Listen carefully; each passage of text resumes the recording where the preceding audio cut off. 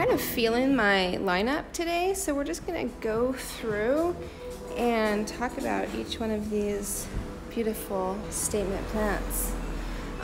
This is the blue star fern, or bear paw fern, because it's a very big blue star fern.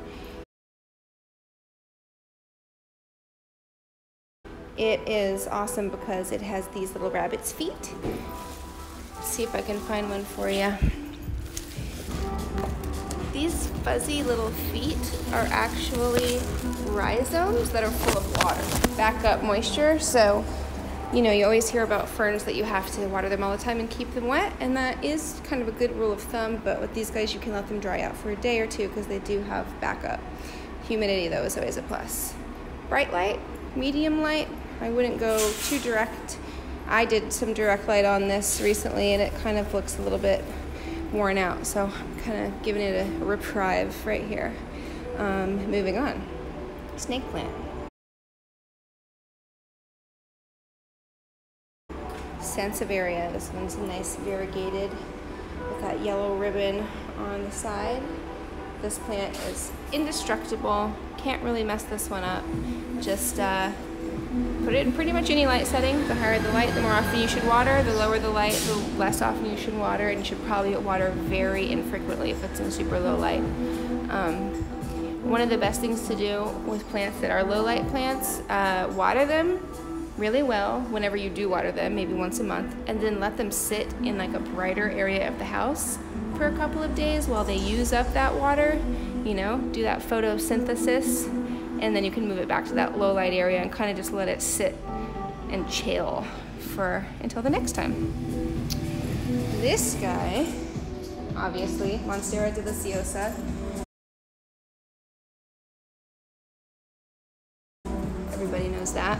You can see my other video of the way that I actually potted this yesterday and stocked it up on a stake because it was super wobbly and it wasn't cute, and now it is so cute. All right, this one is the Burgundy ficus.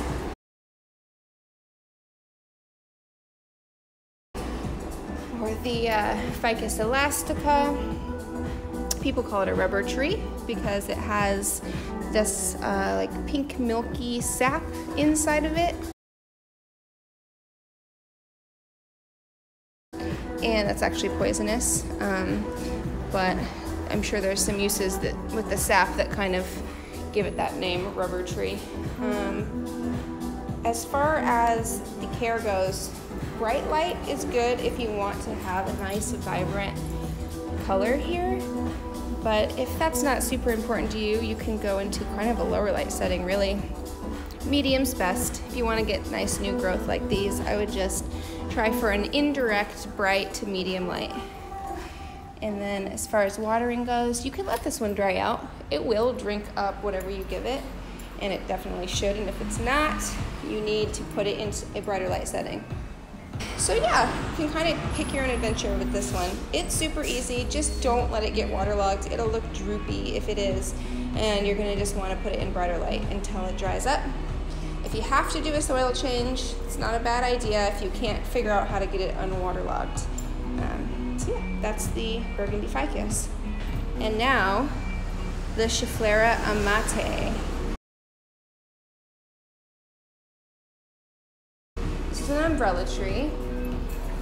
There's all kinds of sizes and different colorations, and even like the leaf texture can change with these guys, but they all have this palmate, it's like, you know, palmate leaf structure, and that's how you know that it's an umbrella tree.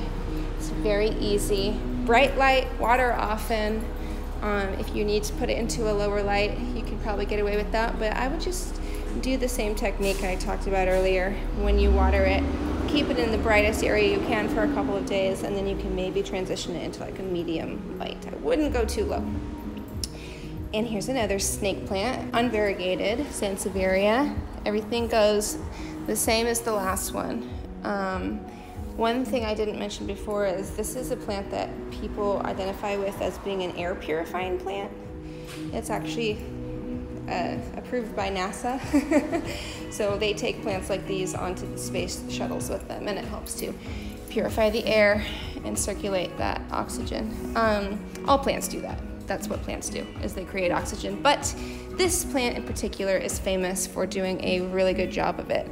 So technically speaking, if we really want to get into it, if you're trying to purify the air in your home, you're probably going to need more than one snake plant. And, you know, a lot of plants in general is always a good idea if air purification is what you're going for. But one funny thing to note is that the main pollutant in human households is human methane. So if you come in here and you're looking for a snake plant to purify your air, really you're just saying that you want to purify your farts. Okay, moving on. Here, haha. This is the Trio Star, Stromanth Trio Star. And this one is sold to Heather. What up, Heather?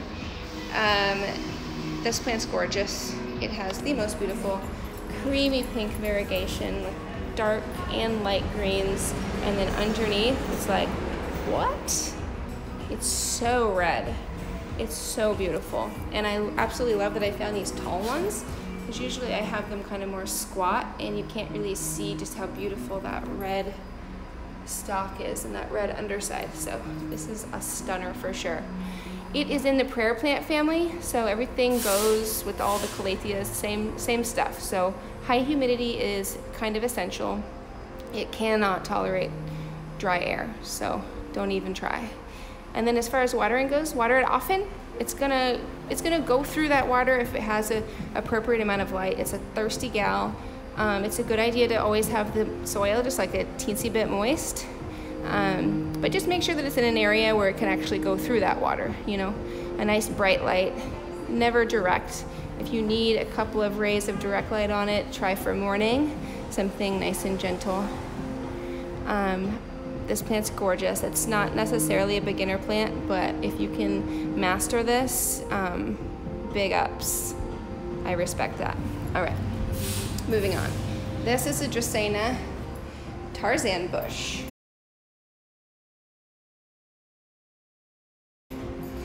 That's what they call this. It's very cute, very easy.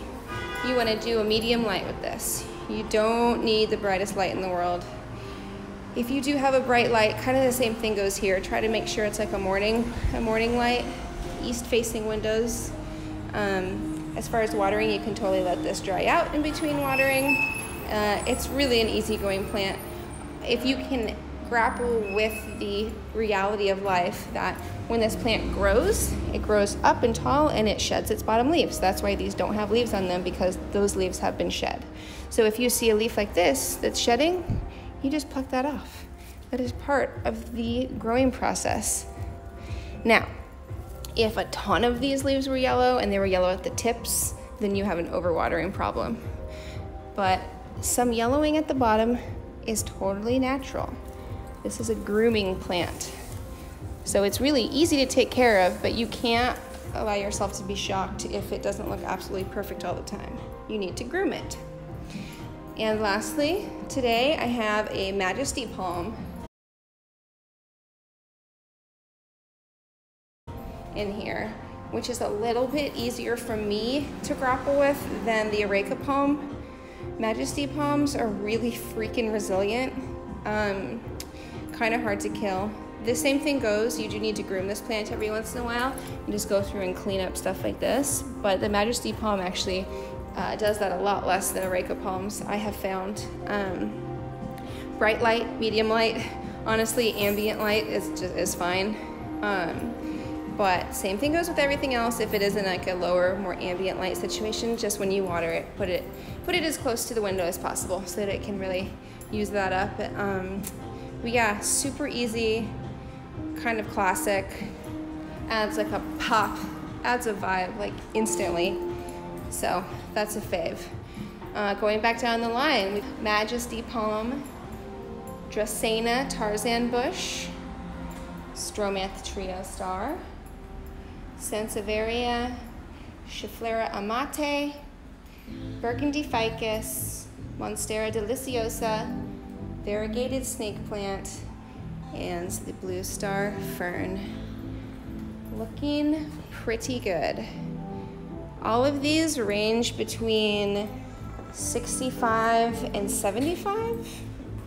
And actually that's the in-store price. Special orders are about 15% cheaper than that, which means if you order this plant directly from me instead of buying it out of the shop, then I can get you a discount on it.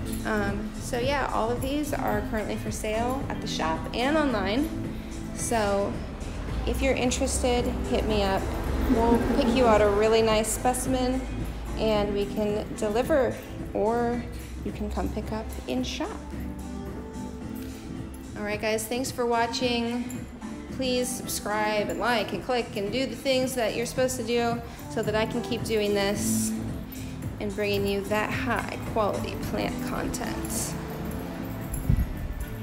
Bye-bye.